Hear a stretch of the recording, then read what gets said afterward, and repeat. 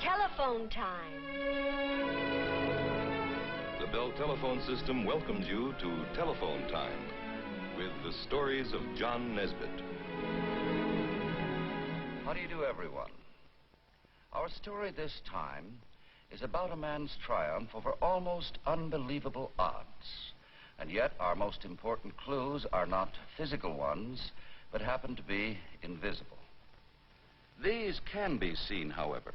On these 3 trays, we reproduce exactly the total amount of food a grown man was permitted to eat each day over a period of 70 days. If you wanted to master a man, you would weaken him scientifically like this, taking your time, so that his body would crumble and his brain fall asleep.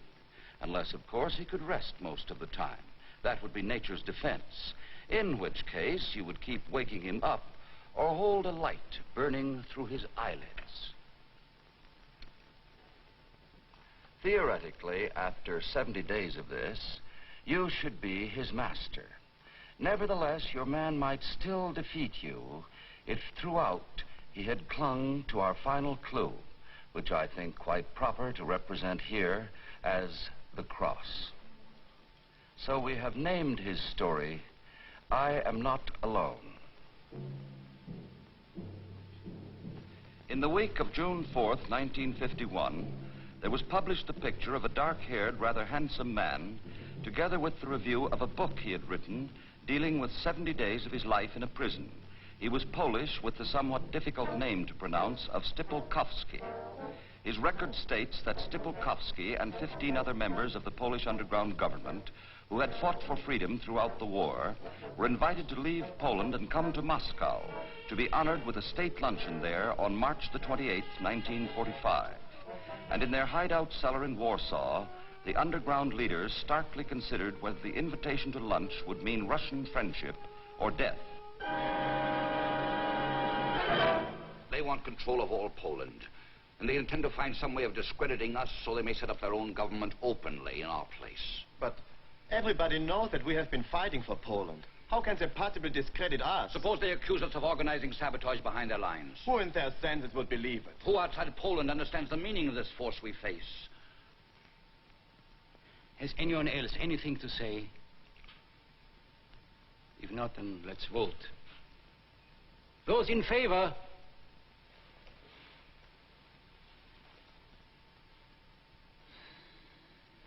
Then it's agreed. We accept. Will you go with us, Stypulkowski? Yes. And I pray God for Poland's sake that I'm wrong in what I think.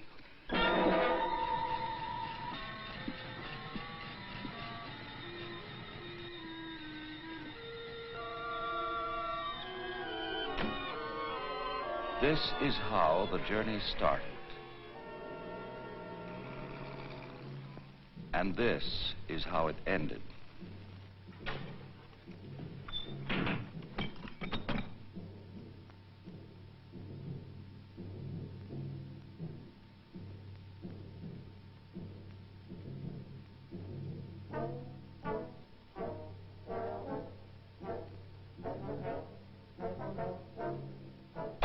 That is not allowed. You're not allowed to touch the window.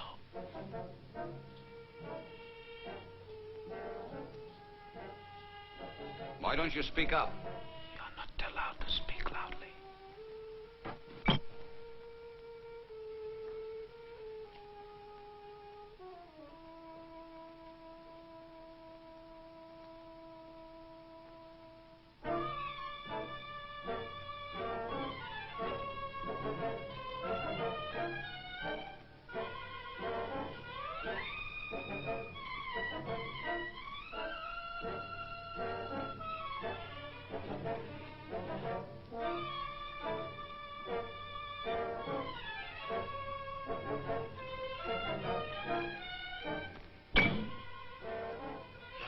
Lie down except during the hours of sleep.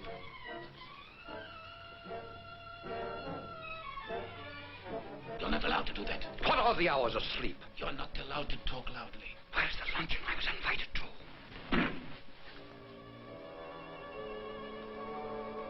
Fool. Weakling, you are giving way in a matter of hours. That's what this is for, to make you give way. The staring eyes, the silence.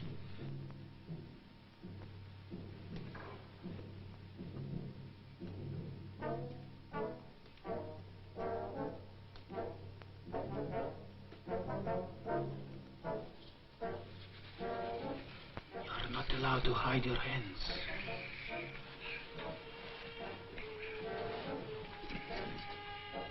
You're not allowed to turn your face from the light.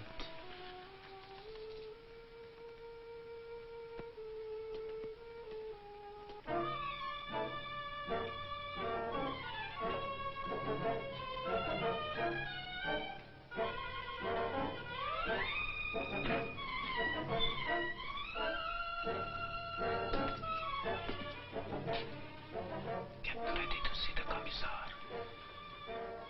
No. Get ready to see the Commissar.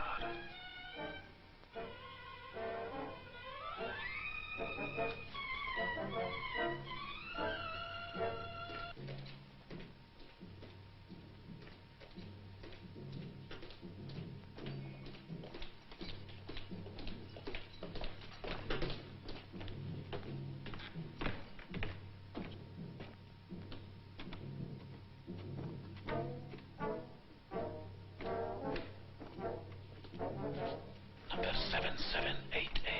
Number 778A.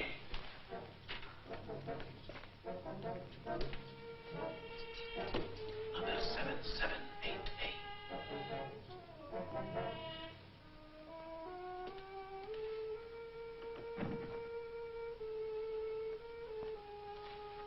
Major Tachanov, at your service. I am honored to meet a leader of the heroic Polish underground. We know all about your heroism during these past 6 years, and we are overwhelmed with that. You have noticed something? It is your calendar. It tells me I've been in prison here for more than 2 days now. Your clock tells me less, for I do not know if it is night or day. It is a very sunny day outside. Oh, I am forgetting my manners. Do sit down. Thank you. A cigarette. Thank you. I don't smoke. You will not mind if I do. How did it happen that you came here, to the Lubyanka prison? Well, I did not come here of my own accord. I came to Moscow with my colleagues in response to an invitation to lunch at the Kremlin. So? Then obviously there must be some misunderstanding somewhere which will soon be cleared up. I hate to bother you, Mr. Stypulkowski, but as a lawyer you will understand that I must have some personal details about you. Our record, you know. Yeah. Now, I have your full name, age. Yes, your mother's still alive, and so are your wife and sister-in-law. They are well, I hope. For the past 3 years, they have been in a German concentration camp at Ravensbrück. I don't know whether they are living or dead. Don't say so. How terrible for you. I see you have 2 brothers. No, the younger one was killed during the war with the Germans in 1939, and the older has been missing for some time. Under what circumstances? I never heard. He's probably dead.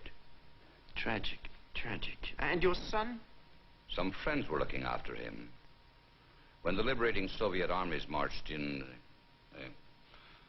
well, up until the time I came to Moscow, I had not found him. But why would a man like you leave his boy without protection? When I came to Moscow, I did not expect to be absent from Warsaw more than a day or so. But you must have some idea of where he is. Tell me, perhaps I can help you. I'm sorry to say I have no idea whatever where he is. Oh, well. It's 2:30 already. You must be tired. 778A is ready. I won't bother you anymore now. There seems to be certain stipulated hours of sleep. What are they? Yes, let me see. 10 p.m. until 6 a.m. and 2 to 4 in the afternoons. A generous allowance, don't you think? Quite. I've had no food or drink since I've been here. You haven't. What must you think of us? That I can promise you will be put right. And I can promise you, too, you will find the food good. Simple, you know, but of its kind. Good and excellently served. We don't starve our guests. Good day.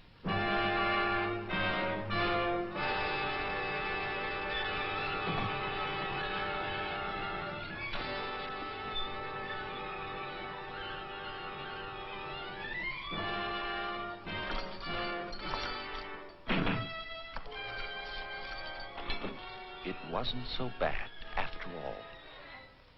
And he did not find out where my boy is. And he never will. He never will.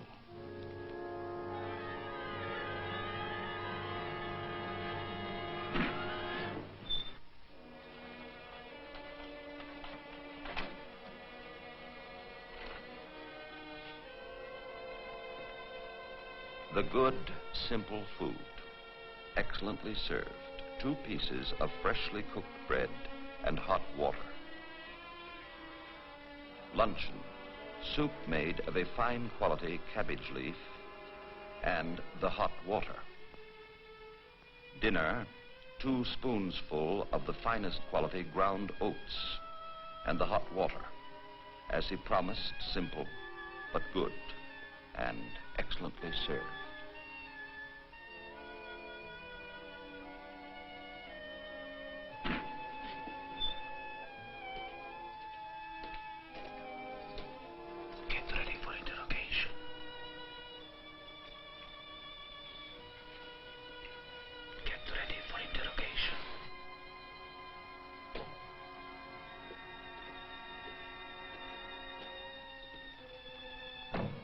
Trust you ate well since we last talked? Yes, thank you. Sit down. We have a rule here that during interrogation, your hand should be always in sight on the table. Do you mind? Mr. Stypulkowski, I have come to regard you as someone I would like to call a friend. I would really like to help you. For instance, you must be terribly anxious about your son. If only you could give me some idea, however vague, of his whereabouts, I'm sure I could find him for you. Thank you. I haven't any idea at all.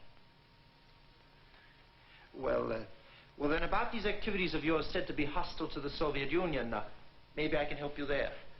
I can only repeat, I know of no such acts. Perhaps you didn't realize they could be regarded as hostile. How could that be?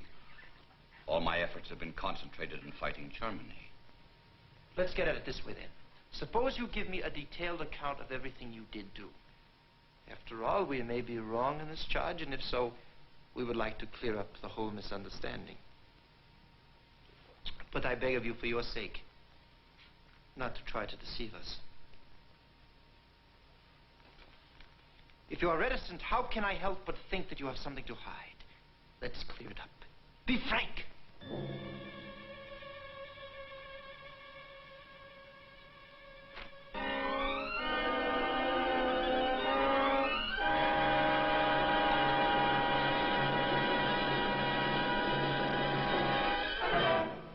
6 o'clock, the birth of a new day.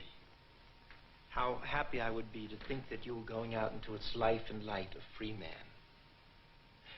Why spend this new day like the last? All we ask is proof of your sincerity in telling us something we already know, and we can help you. Do please think it over.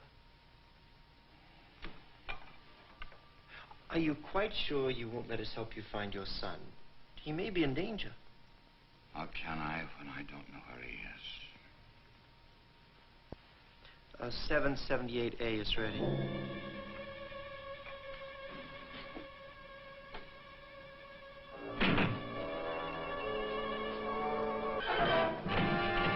Lies! Lies, lies, lies! Nothing but lies! Do you think you could deceive me, you Polish scum?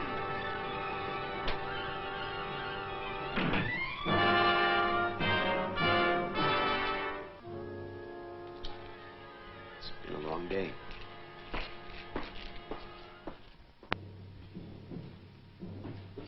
Get ready for interrogation.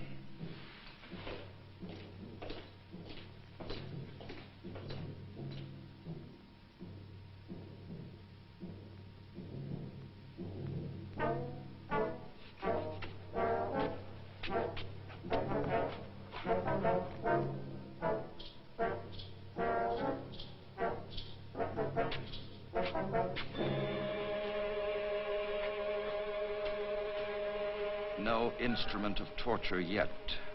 No tool to break my flesh. No whip, no fabulous drugs poured into my veins. At the end of the first 6 interrogations, I calculated that 20 would mark my limit, and I should break. Yet on the 70th, I nearly screamed out, I will sign, only give me permission to die. Yet, am I conceivably even stronger than he? Do I stand alone?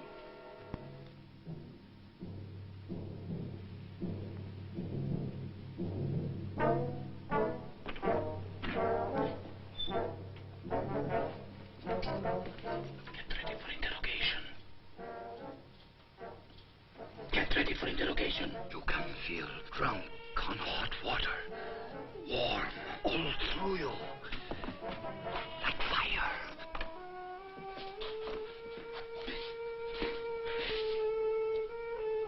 So you're a spy after all, a German spy. If you continue to insult me, I will answer no more questions. Do you know how many times you have been here? Yes, 85 times. 85 times in 44 days, and in all that time you have told me nothing but lies. Did you think you could fool us with your story of your women folk in a German concentration camp? If you know so much, you should know it is true. Oh, they're all right. But as hostages for your loyalty to your German masters, well cared for. Did you think we wouldn't know this? Your colleagues have told us everything. I have their signed confessions. I don't believe you. Stypulkowski did this, Stypulkowski did that. Your friends are working with us now. Now, you are a lawyer. What chance have you got against the testimony of all the others? I won't say any more. You can murder me. Murder you? We don't wish to murder you. We wish only for you to sign a confession. Admit your past mistakes. In that way, you will be absolved of having been a traitor. Pole, a traitor to Russia? This is not a question of treason to a country, but to an idea. We are an idea. A new way of life for all the world, and it is to this that you are a traitor. Think about what I have told you. 778A is ready.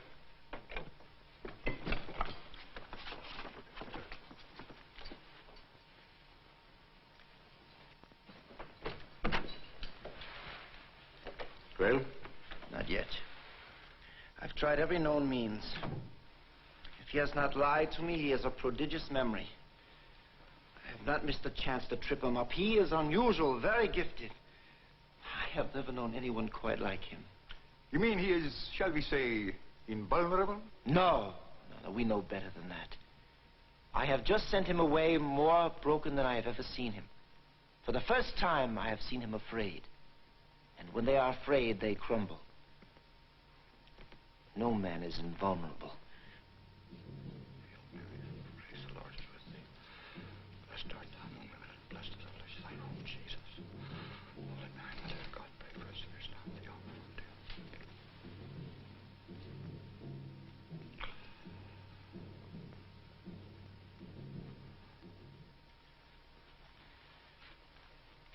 You still think your Anglo-Saxon friends will help you?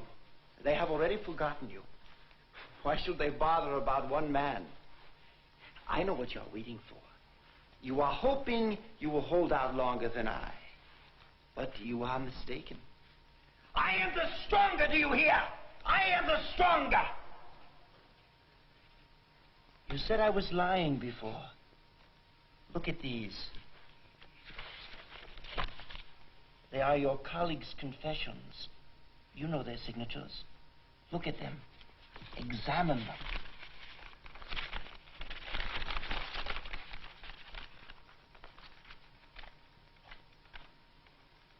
We want you to go back with them, back with your friends. And all you need do is sign.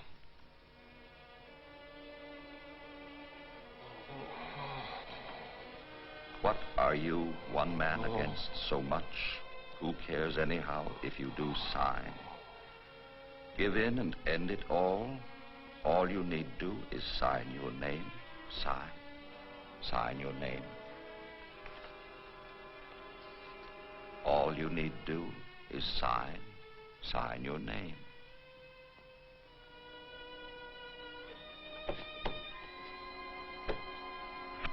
I want to see the commissar.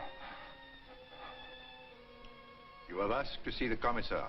Then you are willing to cooperate with us. I applaud your wisdom. Give him the papers, de Trump.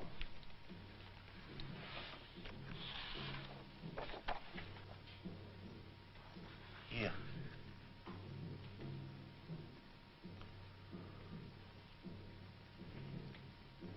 Take your time, Stypulkowski.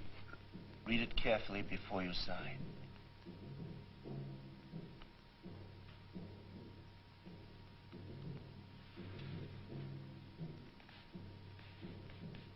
Go ahead. Sign.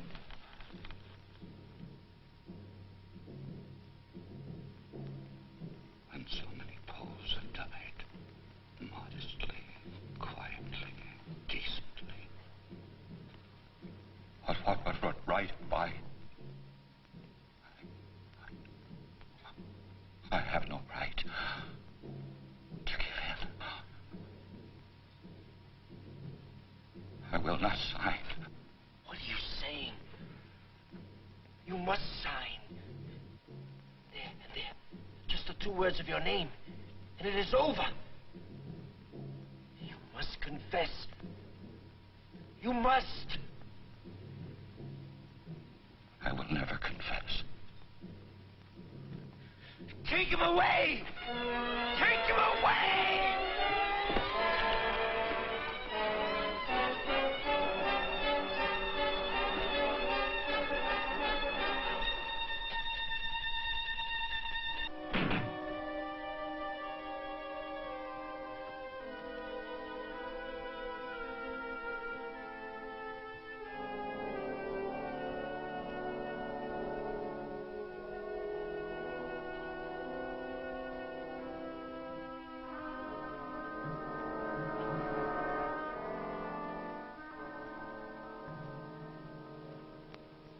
The world's press reported the public state trial at Moscow, which occurred during the closing days of June 1945. Correspondents and photographers were invited by Stalin's order to listen to 16 leaders of the Polish underground confess to treason, sabotage, spying, and murder. One prisoner, for the first time in the history of the Soviet exhibition trials, refused to plead guilty and to confess. The name is given as Stypulkowski, who declared his innocence, was detained only a few weeks, and was given his freedom. The man who failed to gain a confession from him has never been heard from again. Noted in the story, we had here the case of an extremely devout man in a struggle against a man who had no religion at all. Nevertheless, there have been a great many good and brave men of faith who have broken under the communist brainwashings, we believe temporarily. And we must add that Colonel Stypulkowski had a special advantage in his struggle. As it happened, in the years before the war, he had been an extremely successful courtroom lawyer and was hence used by training to the long and tedious process of interrogation or question and answer. But the accident of legal training would have been useless without the fact that he was a believer in a power above all states. And that's why we titled the story, I Am Not Alone.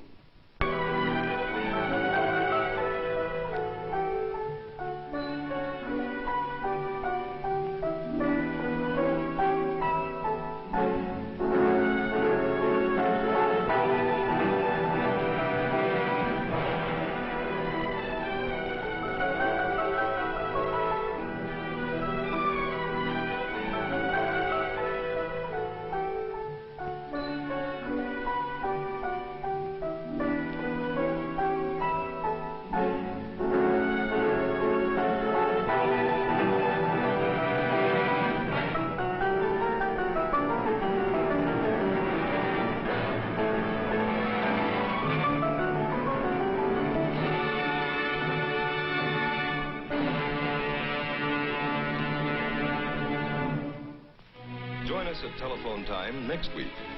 Until then, we remain sincerely yours, the Bell Telephone System.